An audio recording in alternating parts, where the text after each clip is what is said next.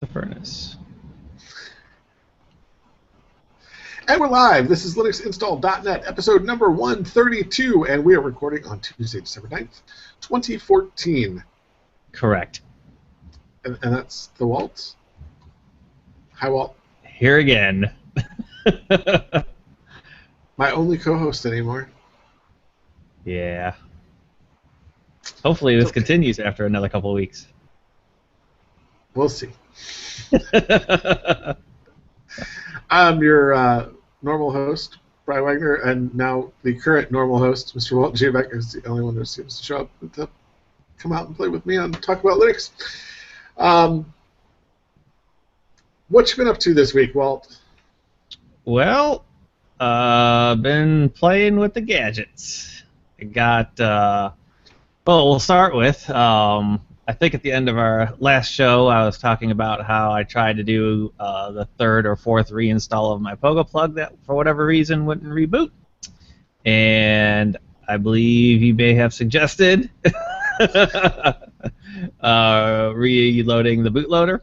So it ends up that, Actually, I don't know if I suggested that. I know I suggested, hey, you're like me and have at least one spare sitting around. Why don't you try the thumb drive in the spare and see that's if true. that works? You're right. I did do that. I actually did take my Debian one. I unplugged, that USB, plugged the Arch one in, and booted it right up. So my assumption is that the Pogo I was using I had hacked like 3 years ago, and that the bootloader maybe was outdated because with all this new System D stuff, maybe. So I actually reflashed the bootloader, and it's been 100% rock solid ever since. Cool. I've done multiple reboots, a bunch of updates, zero problems. So, yeah, that is pretty much what it ended up fixing that. But it's nice, so that's running good. And then, so then I was talking about switching my NAS for free over to the free NAS server so that I would be able to do jails and plugins and add-ons and other fun things, oh my. So the first one I figured I'd try was I've been running XBMC, as y'all know, for years. Most devices you have to hack to get it on, and a lot of those devices you have to disable then the official factory updates because they blow away the hacks. And I'm really just getting tired of doing that, is what it comes down to. It's not that I can't still do it or that it's hard. It's just I'm to the point now where I don't want to do any of that anymore.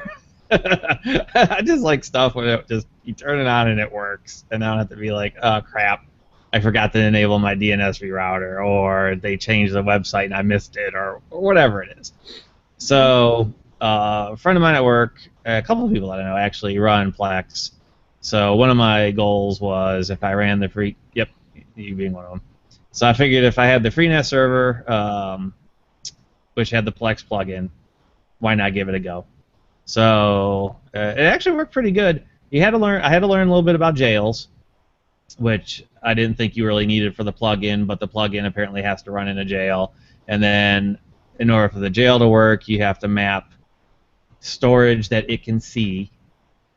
So you create a partition where the jails live, and then you map storage to the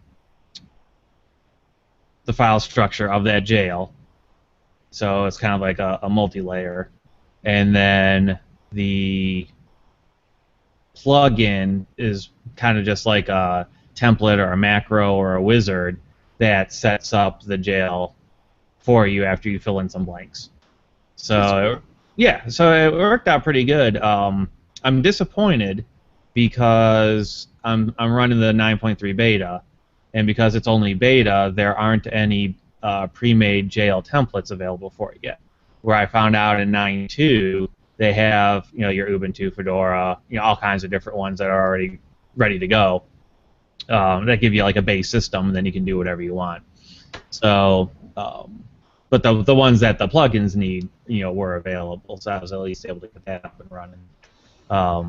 One negative thing to that I don't know how it will impact me over time is the add-ons, of course, are maintained by an individual, and that individual has to update the add-on in order for the newer versions of the software to work.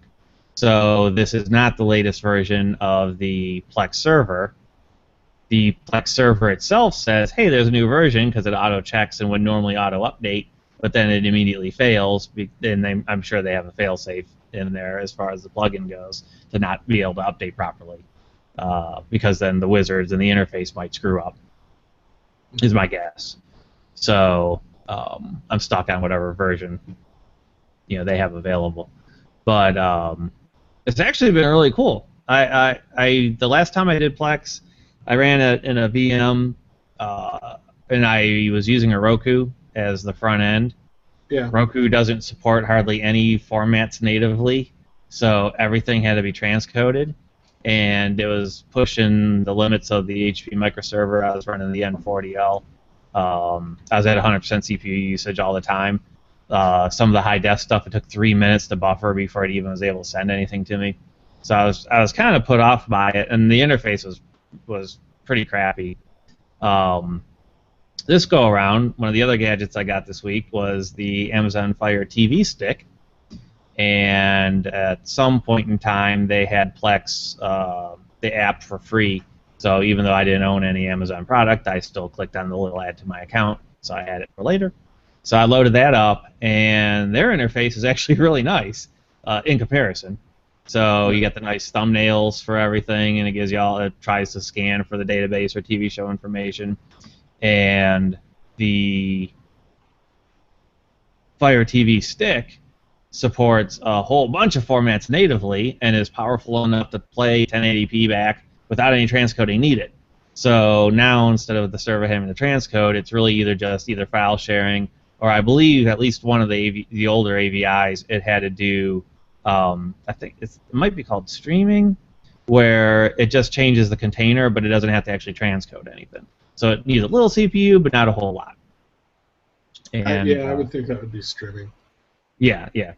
But both of those worked really good. I was able to watch what I usually do without any problem. I'm getting what seems to be regular CPU spike, where I don't know if that's where the CPU reads from the system so much information in advance, and then it caches it as it sends it to me in real time. But as I'm watching the show, it doesn't stop. It just kind of like time skips. If I rewind it, it's perfectly fine. So it's not a loss of data as far as the server is concerned, because it can rewind and it'll still be there.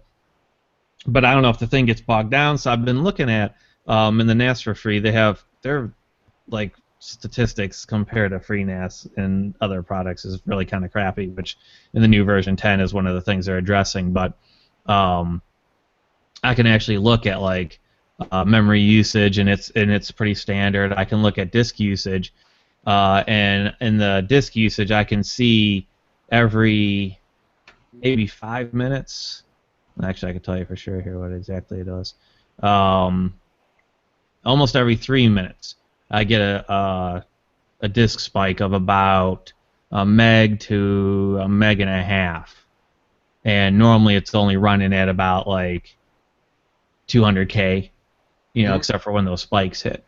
So I'm not really sure what's causing it yet. I guess I gotta figure out how their log system works, because again, a lot of that information isn't as user friendly as I would like. But I'm hoping it doesn't necessarily have anything to do with Plex, and that there's just something else going on in the background that's hogging the CPU for a couple of seconds, or I don't know, maybe there's an auto update.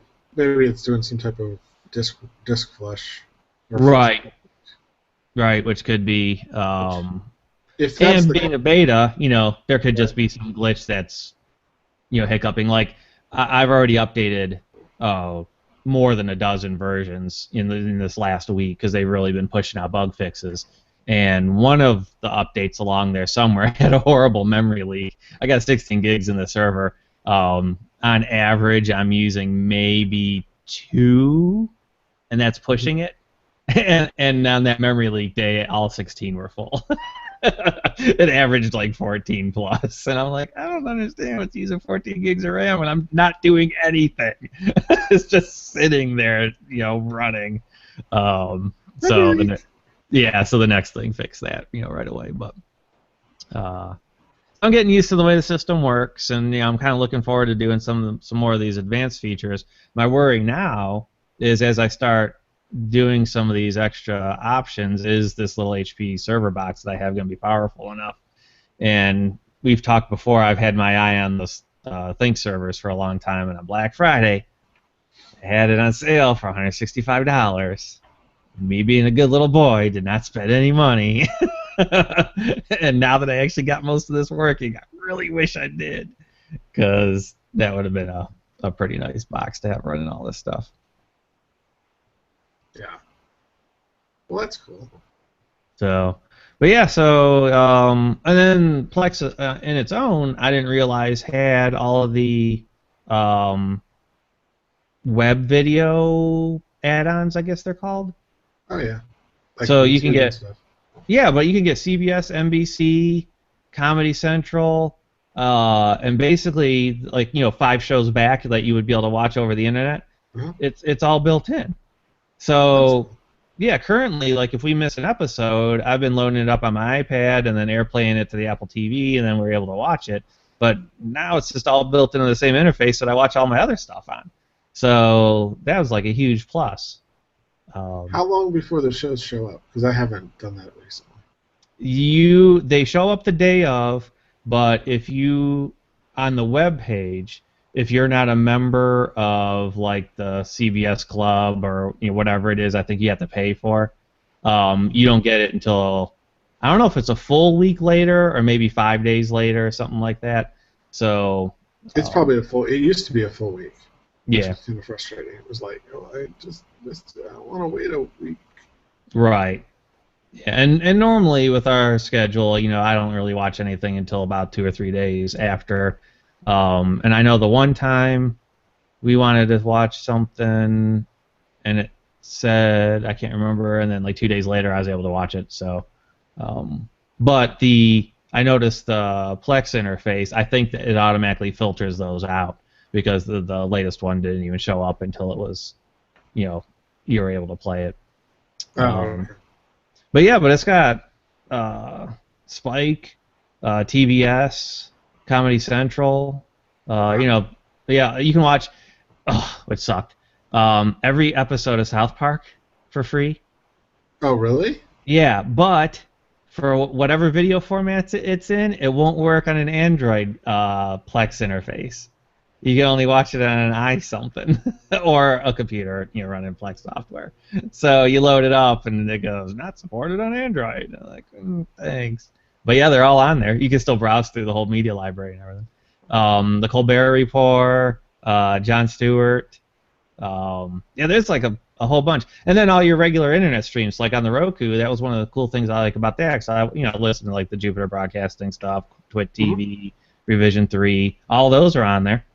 So now I basically have one interface for all my stuff, instead of having to run, they're separate apps, but still separate apps or programs, or depending upon maybe even devices.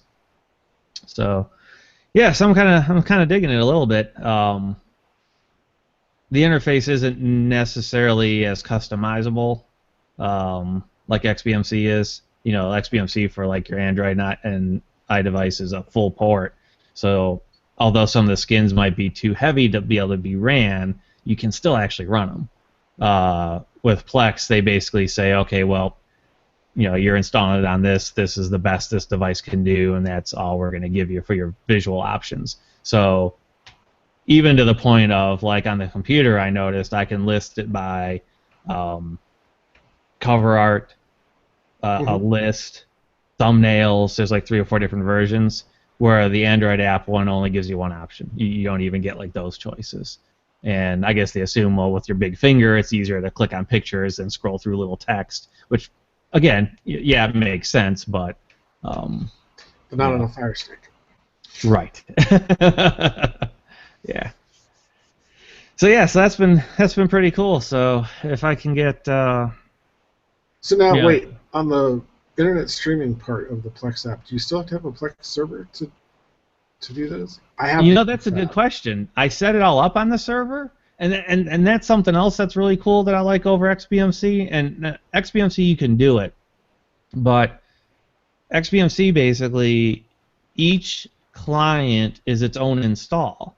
So if you make any changes, or if it scans your library and it makes errors, or you need to go back and correct something, and let's just say you got 4 players in your house, you got to go to each one and do it on each one.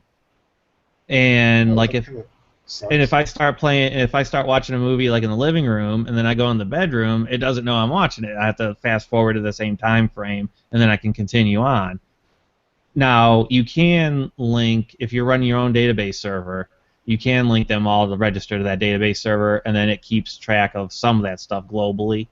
Right. But it's not built in, and it's definitely not super easy to do. It's not hard, but it's not, like for an average person.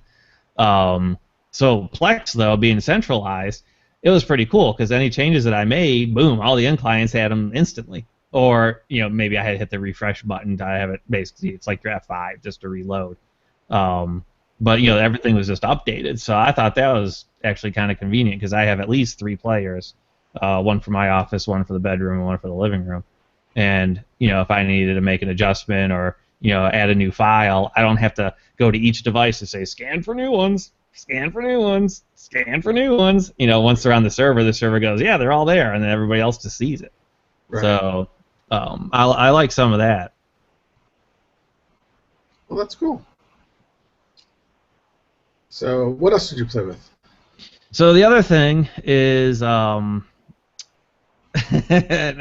how do you say it again? Engine X. Yes. So at work, on my work Fogo plug, I needed to run a web server. Historically, I run Lighty. I love Lighty. It's just so easy to set up and configure, and for the stupid little things that I do, works great. But to the best of my knowledge, although Lighty's been doing some patches, they haven't done any actual development, I think, since 2012. Might have been the last thing that I saw posted on a website somewhere, possibly their website. So Nginx apparently is the new lightweight wave of the future. So I thought, well, we're gonna try setting that up. Nginx is the shit, actually. And you haven't really played enough with it yet to get it. Probably Nginx not. does just about everything. So, but the advantage that it has, and one of the things it does is, it does things with a queuing type system. Yep. So if you get 100 machines all requesting from it at once, it actually queues them and responds, and it allows it to use less CPU and memory, but provide faster responses. So it's very cool. It also has some really intense rewriting rules and other stuff that you can do with it. So if you want to give somebody one URL, but you really want it to display this other page, it's like a line. And it says, if you receive this, it's really this. And you can do that with mod rewrite on Apache, but Apache's a lot heavier. Nginx is like megabytes, not gigabytes.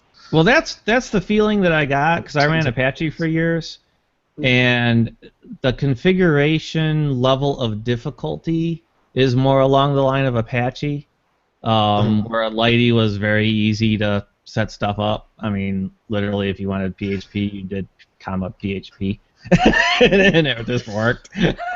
Yeah. Where here, like you said, you actually have to forward it to the the PHP processor and get your paths and set up some of these other things that I don't. You're right, I don't understand yet, but I just know to copy and paste from the internet to at least get something running. So I got it all up and working. All I basically need is a PHP server. I don't do anything fancier than that. In fact, I don't even do database. I haven't needed a database in a while, so I did not even install that this go around. But yeah, a little bit. And then default paths. It's in the user share Nginx HTTP, and I'm used to the var www. So a lot of my also, I think that's a one-line change in the configuration file to put it wherever. Which it is. Yeah, and actually I end up making links to my home folder, so I don't have to worry about copying stuff back and forth. So I just make a web folder off of my home, and that's where it actually pulls stuff from. Because again, it's not production; it's just junk I'm running in the office. So I don't have to worry about security and all that other stuff quite as much. But so I was trying to get that working, and I did, because I want to host some landing pages for various projects, and so I downloaded some HTML5, a couple different landing pages. One of them might have had some Java something in it, but yeah, so it's been working pretty good. It's a little bit harder editing the text through like Nano than a nice GUI editor. Even if it's just like LeafPad or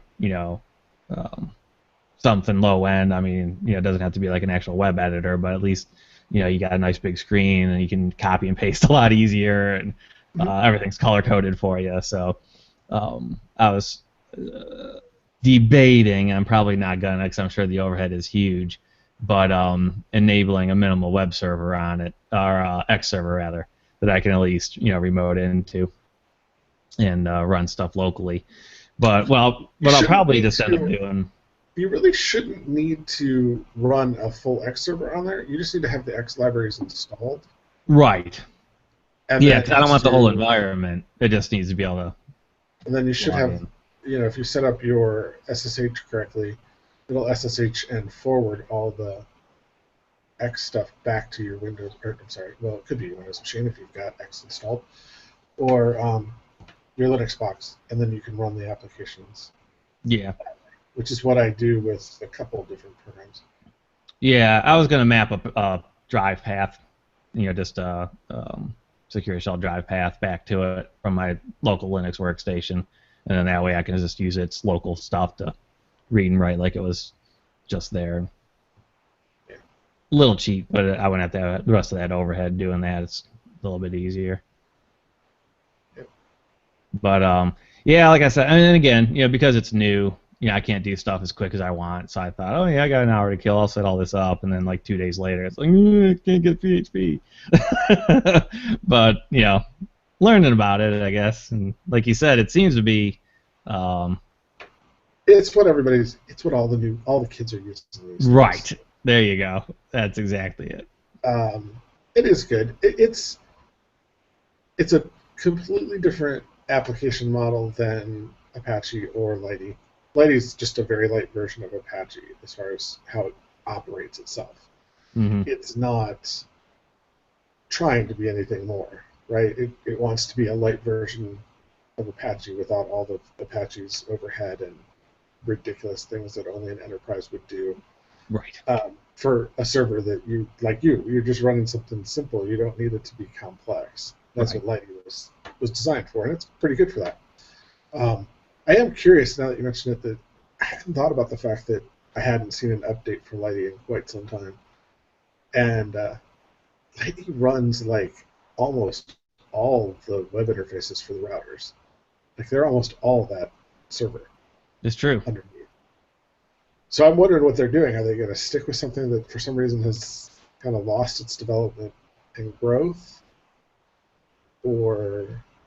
Although you said it's still getting patches, so those are still getting patches, I guess it's okay. Yeah, because like I'm looking now, so like in March 12th of 2014, there's some bug fixes, and some of the SQL injection, bug was patched. But I think if you look at the actual release date for the last version, which I'm trying to find here real quick, it was.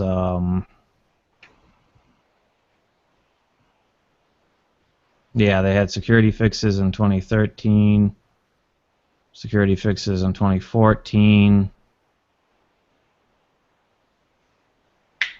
So at least security fixes, and yeah, I mean, like you got to go back a few years before there's actually like a, something that came out that was a feature release.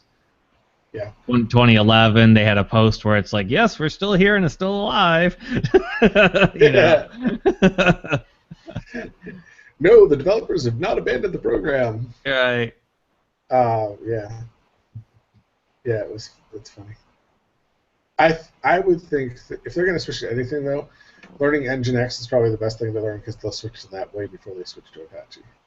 Oh yeah, yeah. So, And because everything that I run's low end home use gadgetry, so that's going to be my choice. I don't want to run Big Apache anymore. yeah. Yep. So is that it for you? Yeah, that was pretty much it. I got some cool deals for video games and whatnot, so that took a little bit of my time this week. But that's a whole different show. I have been working. Oh yeah, and I got a cat in my lap. Yeah. Here, never mind. We're not gonna go there. Right. It's not that podcast. Anyways. So what were you doing? I was struggling to find a program I really like to create multi-boot USB sticks. Yumi, which is my favorite on Windows, absolutely sucks on Linux. I mean, it works, it comes up, but it doesn't. It works, but it doesn't work. It swallows errors, which was a pain in the ass, because I couldn't figure out why. It would say, "Yes, we completed that successfully," when really it didn't complete it successfully. It failed. But absolutely did no logging to tell you that it failed or how it failed. I just happened to be smart enough to go, wonder what the syslinux command is to run there. Oh, look, I run the syslinux command as root, and it says that I don't have access to that drive or it's not formatted right. That was my first problem. It didn't detect that I had formatted the thumb drive because it was a 32 gigabyte. It was formatted NTFS, and so it wouldn't work on that, so I had to switch to 32, to FAT32. Actually, was kind of the requirement across the board. Then I was panicking. I was going, I can't remember. Does that FAT32 go up to 32 gig drives? Right. I'd do a quick Google search to find out. Yes, 32 is the limit, but it does do 32 gig drives. I was just gonna say, I thought it was. So I decided, well, I have a Windows box that I use for work. I'll plug it in there, and I'll just format it on the Windows box because then I'll know that it's actually truly formatted correctly for 32-bit FAT32. And then I put it back into the Linux box, and I tried Yumi, and Yumi still didn't work. And it said it worked, but it didn't work. And then I reformatted it again, and I started another program called Multiboot, which seemed to work, and at least it gave me errors when things didn't work, which was a big improvement over the previous application. And told me, hey, this failed. Didn't tell me much more than it failed and what the error code was, which was, of course, crap because it's, you're not getting all the error text. It's just telling you the code. Right. The line of the code. Error 1732. Thanks. Yeah. Unable to. Oh wait, that was probably on the second line. Right. Really. So, but they at least gave me the command that they were trying to run when I ran it, so I could rerun the command and on the command line and see what the error was. So it was a much improvement over just telling me that it worked when it really didn't. And I got stuff up and I got it to work, but for some reason I'm having trouble, and I think I am the worst with thumb drives. I think I'm plagued with another thumb drive issue. And so I'm going to try a different thumb drive. And I'm about ready to throw all my old thumb drives away. I already threw all my PNYs away. Well, all but one. And I kind of want to get rid of most of this stuff. I want to get to just a thumb drive that I put all my distros on. I don't know if put them all on there. But like I use a Cronus for my backup. Right, me too. When I'm backing up a whole machine, for instance, I could convince my wife's boss to switch to Linux. Something about needing Windows programs. But I was a nice guy, and I rebuilt his boxes for him. But I used a Cronus to back it up, and then they didn't need all the disk space anyways. Left enough disk space for what they were using on the other systems. And it's still by far the best backup and recovery tool I've played with. It's just so dead simple, and it just freaking works. Yep. And I have paid for it in the past, and it was well worth the whatever I paid for it. I paid like $50 for it. It was well worth it, and I should have upgraded it, but I didn't. I just cheat now and use the Western Digital version because I have enough Western Digital drives that version works with. Yep. And it's one of the few backups, at least for a long time, that did Linux partitions properly. That didn't just have to do a bit copy of the whole drive. Right. Yeah, I've done Linux ones too. I also really like. It's the best at shrinking the volumes. Mm-hmm. And having played with stuff like Clonezilla recently, which I did have to use once. I can't remember why, but it worked where nothing else did. I love my open source tools. I love my open source tools, but it can't seem to handle shrinking a volume to make it fit on a drive. I have a client who was using Clonezilla and was like, I have this 500 gig image. We're only using 20 gig. We want to put it on a 256 gig drive. And I'm like, well, that should work. What do you mean? Clonezilla can't shrink it? And then I did a bunch of research and came back to him and said, Clonezilla can't shrink disks. I don't understand it. I said, now what we could do is create a virtual machine, restore the image to the virtual machine. I know how to shrink the disk, so we could shrink the disk and shrink the file system so that it doesn't use that much, then clone that space again, and then it'll work. But it was dumb. It was just dumb. Yeah. It's like, can we use Acronis? Oh, all right. I'll figure out how to make Well, I'll figure out how to. I'll do what I just said, and I'll shrink the image, and then I'll get it to you. So that the image is just whatever the space is that you need. Because Clonezilla is fine with taking more disk up, but it doesn't shrink the disk. Which I guess really, until we started switching to SSDs, was never a problem because you were always going from a smaller disk to a larger disk. Usually, yeah. But now that there's SSDs, I find myself very often going from a larger, like 1 terabyte disk to a 128, 256 gig disk, because those are the ones that are actually affordable. Right.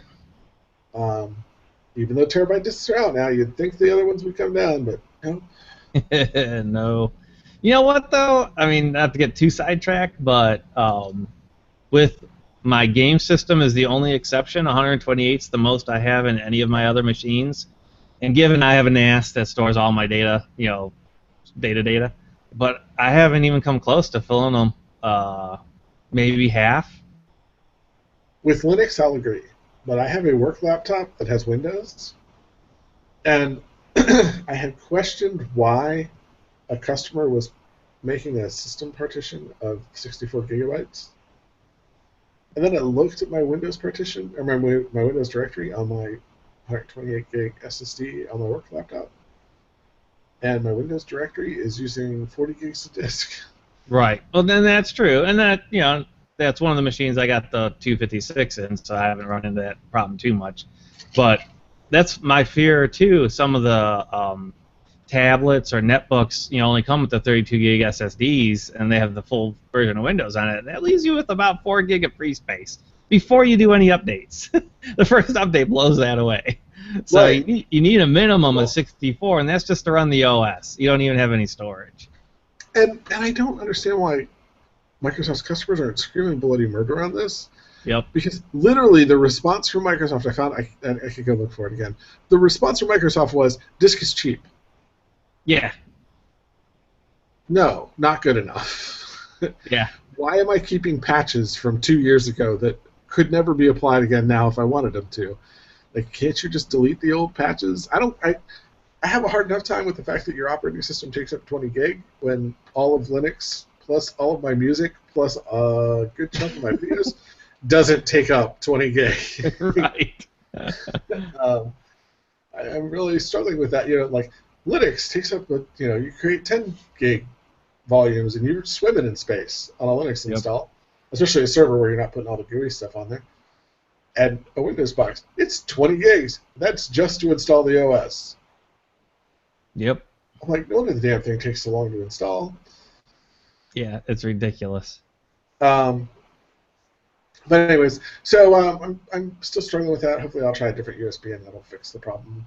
It's just, I bought one of the first USB 332 gig drives when they became somewhat affordable. And yeah, it was cheap. And it's showing its cheapness. Yeah. Did I mention that I threw out all my PNY thumb drives? By the way, my recommendation for everybody, just throw them out because they're crap.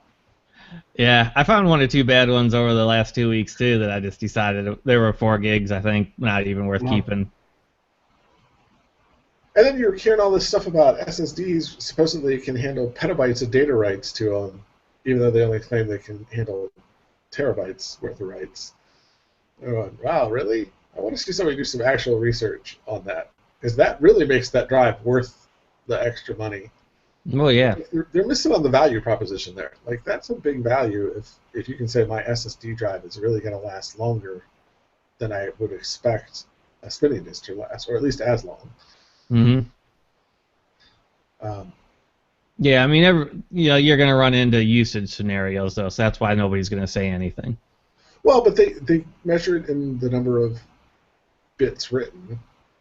That's a Right. pretty standard form. I mean, that accounts for the one person is writing a terabyte of logs a day versus the guy that's only using it to, like, on my wonderful tablet here, which it's caching a few meg, maybe, if it even writes, if that ever even gets to disk. So it's like that. But I want to do that so that I can get down to just a single thumb drive with all my distros and my Acronis stuff, so that I can just have one thumb drive taken up with that. And I don't know what I'll do with all the other ones that I've now purchased, but I know what you could do. What? You could put them in that other new device you just got. What new device? I don't know what you're talking about. I heard somebody got a new Pogo plug. I got a Pogo plug with SATA, which sounds awesome until you realize it doesn't hold a 3.5-inch disc. You have to find a 2.5-inch disc, which I currently am scrounging for. Yeah. I was wondering why, when I purchased it from Amazon, Amazon said, most people who purchase this wonderful adapter. Oh, now I understand why they purchased the wonderful adapter. Yeah. Reading is fundamental. Yeah, so I got the new Pogo plug. It's pink. Not sure I like that part. But the rest of it's cool. Although, I have to say, Pogo plug has never been, like, voluminous, I guess. Voluminous. They don't have a lot of documentation in what they give you. Mm-hmm. Right? It's supposed to be simple. You plug it into the internet, and boom, Bob's your uncle, you're good to go. Where they should have probably spent a little more money is explaining how to get that top off. Because pulling it apart the first time was a little bit like, am I breaking this? Oh, jeez. Like, this is not one to come, like, I would think it would have some hold to it, but I wouldn't think it would be. And I actually ended up getting a screwdriver, and I'm like, oh, man, am I going to regret this? Wow, that bad. Holy cow. Yeah, it wouldn't pull apart. I had to pop it. Now, once I popped it the first time, never mind. I was going to make a really bad joke. It comes apart real easy now. Let's just leave it at that. Yeah. Not real easy, but it comes apart easier. At least now it doesn't feel like I'm going to break it, which is what ends. The first time I went to pull it apart, it just slipped out of my one hand because I wasn't trying to hold it super hard. I was just shocked. I was like, wow, this is really on here. Am I missing, like, this is like, am I missing a screw or some little button to push? Yeah, like a tab. Like a tab. There was nothing. It was just, as soon as I put the screwdriver in there, I didn't have to put any real pressure to it. It just popped. And, Maybe because they assumed people might use it without the drive, and that's what it's hiding is the SATA connector, right? And the USB 3. Or no, I'm sorry, USB 2. Yeah, that's what I thought. The 2 was on the top. USB 2 on the top. And I think that's where I'm going to put. I think that's where I have to put the system drive. Yeah. So you don't know the answer to this. Can I run the system off of the SATA drive or not? Sure can. The only thing you can't do is USB 3 because there's no driver for that in the bootloader apparently. But Really? you can do it USB 2 or you can do it off the SATA drive. So I think I will be putting Debian on that one, and I will be doing it with a SATA drive. Yep. Yeah, that's what I did my GoFlex Homes, but they use a 3.5, the bigger ones. Right. But yeah, they just run off the hard drive, and I think I mentioned that once before. That's what I set once up specifically because at the time I was going to try to compile my own stuff, and you needed more than the 128 mega RAM, so that way you can do a 2 gig swap file, and because it's on a real hard drive, you're not going to burn your flash drive out in 2 days, and just let it sit in the corner and chug. So I got that. I'm just starting to play with it. I haven't fixed it yet, but that's going to be the reason why I need a larger disk, and I may break down and buy a larger. Oh, I'm going to see what I have. I have to take some machines apart and see what my laptops have. I'm actually somewhat tempted to take my Linux box apart and take the terabyte disk that I'm only using like 128 megs of. To your point, like, I have a ton of ISOs on there. I have like all kinds of stuff on this hard drive, and I still only have like 128 gigs worth of data on there. Yeah. And I'm like, maybe I should take that out and put another drive in, a smaller drive, like 128 gig if I have one. That'd actually be a pretty good idea. Or maybe just 128 gig SSDs have actually come down to quite a reasonable price. So maybe after Christmas I'll pick up another. Over Black Friday, I thought I saw 256s for like $80. I did. I tried to get one and I missed it. Wow.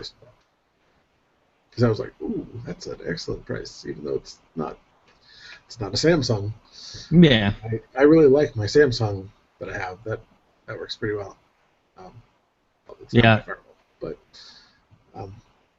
yeah, I got Intel in my game box, and it's done me very well. I've had no issues. And I actually got 2 cheap Kensingtons in the laptops, and knock on wood, so far so good. I think they're coming up on about a year old already now. Yeah, I haven't seen anybody complain about stability. The complaint on the Kensington has only been speed. Correct. They're not super fast, but compared to the spinning disk, it was a very good improvement. And I'm running them in old netbooks that only have Atom CPUs anyway, so it's not like I'm going to max those things out. I don't think I would use one in a real i7 desktop. Yeah, that Samsung you could run in an i7 desktop. Oh yeah. I'm only running it on a Celeron processor, but yeah. And it's running my firewall, so let it have a little extra juice. But it's really cool to have all that there. I'm just bummed that I didn't buy this stupid adapter. Right. And I realized I need another damn thumb drive now because I've thrown so many of them out, so I have to go buy some more thumb drives. Right. Well, you just get yourself a couple drives, get get the adapter. Yeah. Sneak it in with like a box of chocolate or something, and then when anybody asks, you say, "Oh, look, I just got you this." Look, it was chocolate. It was $40. I'm trying to diet for the holidays. Right. Only married men will understand that. Dating guys, no, because girls don't tell you that when you're dating. Right. Something they wait until you're married, then they mention it. So let's get to our bigger topics tonight. Fedora 21 came out. Yeah, I think today. Wow. And are you racing out to install it? Nope. Actually, I'm not. It's kind of interesting. I believe this is the first release where they have the flavors now, your workstation, server, or cloud. So instead of just installing one ISO and then doing whatever you want with it, they've optimized a little bit. Ubuntu, I believe, is going to do the same thing in their next release, only they have 4 versions, maybe. Kind of forget. But cloud server. What's the 4th one? The desktop has a bunch of alternatives, but that's still desktop. It's not really. Yeah, I think it was another server thing. I think it was like cluster maybe was one or something. Oh yeah, probably. For the compute clusters. Yeah, something like that. Yeah. So that was something a little new. So I just read, like what the differences were, and obviously the desktop's got pre-installed packages that's going to help you there, and it's optimized a little bit for video and whatnot, where the server is not going to give you all that extra junk that you don't need, and do things and have some pre-installed stuff that's going to help you in that realm. I'm running the GNOME 3, on my Ubuntu install, and that's the default install there. So that's not as I don't want to say unique, but something that I haven't seen before or would want to try just because it gives me exposure. So that's not super exciting. One thing that was cool though is they what's the new X server replacement? Oh, well, it starts with a W. Not Wayland, is it? Yeah. Yeah, they have that built in now. Okay. So I don't think it's by default, but they got everything ready to go where you can run that as an option. I haven't looked at it lately, but there was a long time there where the Wayland project did not do any updates on their homepage. Like, it was depressingly bad.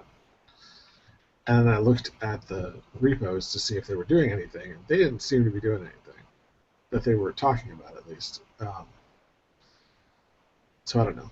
I hope that Wayland picks up because we need to replace X.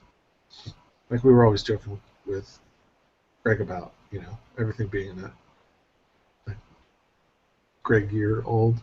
Right. It's a Greg year old.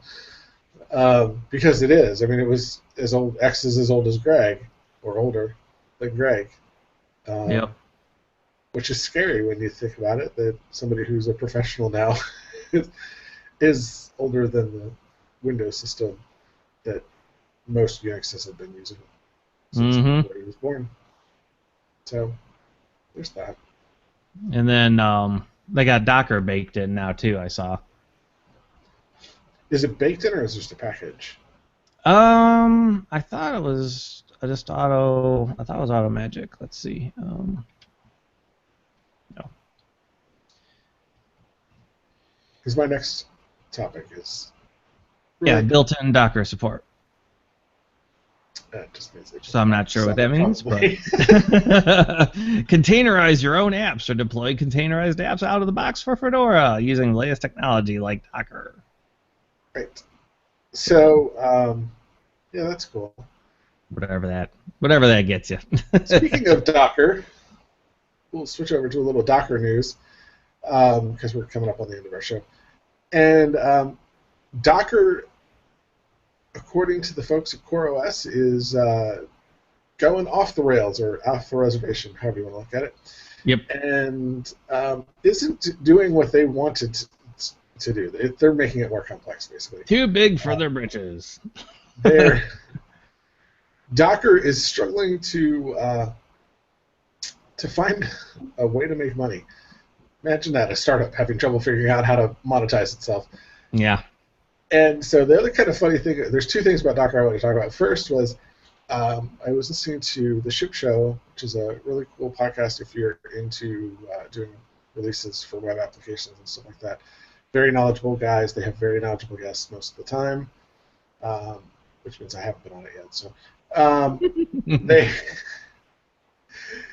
they do a really good job, and they're very good. The hosts are very good at explaining stuff and making people explain stuff. So it doesn't, it's not for a total novice necessarily, but I don't think a total novice would be totally lost either, because they do a good job of pulling everybody back and making them explain the details of what they're trying to say. But they were talking about the reInvent conference, which is AWS's conference, the Amazon Web Services conference.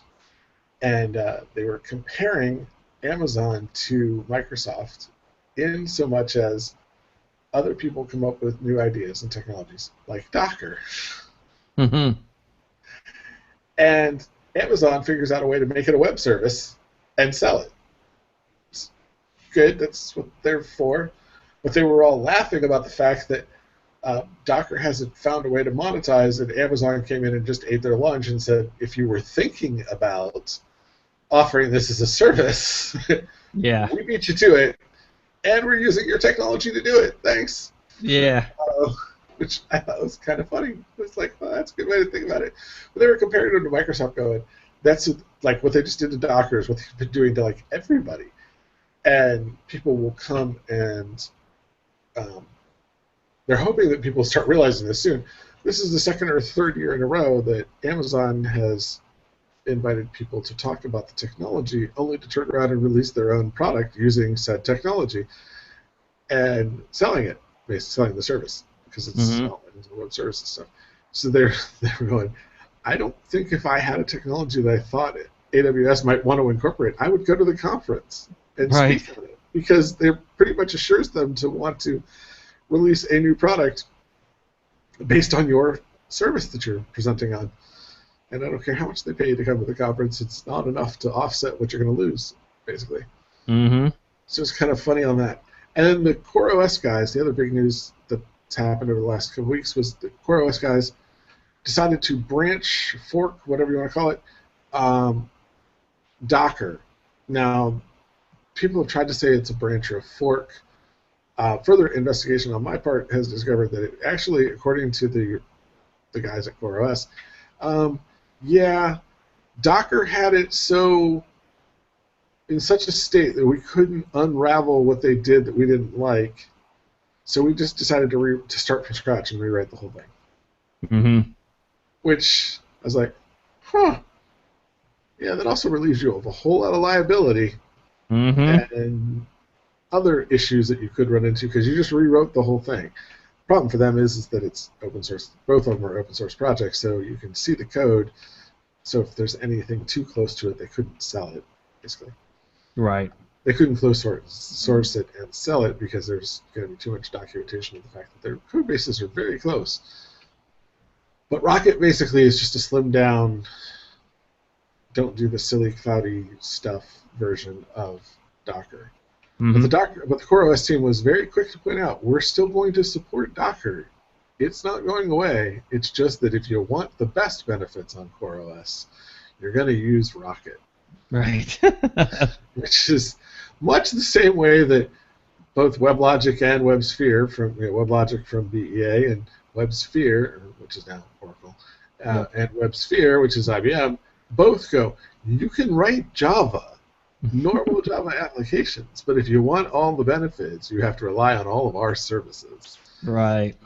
which are not compatible with any other Java servers.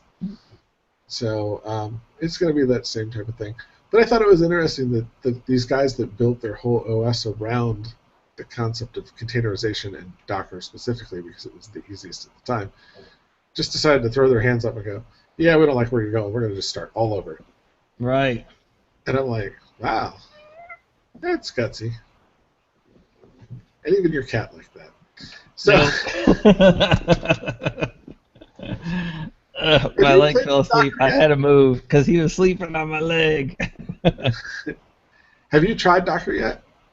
That was one of my side projects at the office, and the machine that I was side projecting it on no longer exists. So That's a I bummer. have not gone back to play again. The other install I had was on my ESXi server, which also now no longer exists. Yeah. So For that'll be anybody who hasn't played with Docker, the more recent versions of Docker, they just keep getting better and better and better and better. And so if it's been even 6 months and you haven't played with Docker, you should go back and give Docker another try because it fixes a lot. Most notably, or probably the biggest change in the last 6 months or so, maybe it's longer now, but one of the first complaints I had the first time I used it was really hard to be able to access local disk. Mm-hmm. So you couldn't do something like an S3 volume if you were doing it in the cloud, and then bring up multiple guests looking at the same data store. If not data store, that's a bad word, but object store, where you're putting documents and pictures and stuff like that, because Docker made it so hard to access the disk. And originally the thought was that was a security feature. It turned out to be a feature that nobody wanted. Right.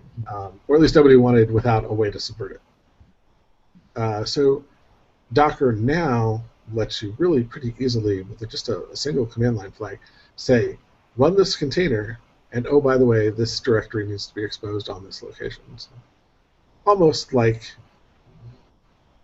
without the need to do all of the FS tab type stuff, but it's, location you want to mount to location you want it mounted on. Mm-hmm. So you can call it up and call up a server and you can try out different. The cool thing about Docker is you can try out different versions of things like Nginx. And actually, you could run a Lady instance and an Nginx instance head to head, running on the same hardware, and see which one's faster or better or easier, whatever you want. Same thing with Rocket. It'll be able to do the same thing. Yep. At some point, we need to really talk about CoreOS, because CoreOS is a cool little Linux variant with some very interesting features. Especially like the fact that it uses the AUFS, I think it is, file system, which is what Docker's built onto. Mm-hmm. And that gives them the ability to create a new snapshot or a new slice, install all the updates on the slice, reboot the computer to the new slice, and when the machine comes back up, it's on that new slice. If you don't like it for whatever reason, you just reboot back to the previous slice. Or if it comes up and it fails, then it just reboots back. See, ZFS does a lot of that. Right. And it's that same concept as it's just AUFS is much lighter than ZFS because it doesn't do a lot of the caching stuff is the reason. Yep. So it doesn't require as much RAM. But the other thing about CoreOS is I think the whole operating system runs in 128 meg. Right. Yep. So refer to previous comments about certain operating systems consuming lots of disk space. They also consume lots of RAM. Yep. This one you could actually run in RAM. Yeah. This one you can load the whole OS in RAM as a RAM disk, and I think it does. Yep. If you give it enough memory. And so it gives you some nice caching features, and it doesn't like near zero lag because it's all coming out of memory. Yep. It's good. But I think that does it for this week. Walt, what do you think? Yeah, I had a thought, and it already escaped. So, yeah, I'd say that's it.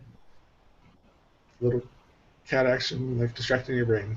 Yeah, she's sleepy. As All right. usually are. Don't forget to follow us on Twitter at Linux Install, in the Google Plus community at plus.google.com/plus Linux There's no dots in it. /posts or just slash. If just slash actually will take you to the posts section where you can see all the stuff that I'm posting, which is not a lot lately, but that's a work issue, not because I don't love the Linux.net community issue. And Walt's over at gfx.com, and I'm doing stuff over at devopsmastery.com. Someday soon, I swear, I'm going to post again. It's been 2 months. Hey, that's all right. I'm in the same boat. I promised updates last week, and they're still in the draft stage. Yeah. Yeah, I'm going to try to sucker somebody else. I'm not sure which of my Linux install.net co-hosts to actually work with me on devopsmastery.com. I want to try some different things. Although I'm getting really good following on that podcast, but I think that's more the content than the people. I think if I get some other people, maybe rotate some co-hosts. It's kind of hard to find a co-host that has 2 hours to go through podcasts with me on. Right. So I can keep them coming. But I also have to be able to find time to write, which takes me about 2 hours to write each article. Which turns into a 20-minute podcast, which is kind of depressing. Whoever can invent the way to get more time is going to be the winner. That's it. I want a time turner. That's all I got to say. All right, Walt, what should everybody go do? Get yourself some Linux. Cool. Have a nice week, everybody. See ya.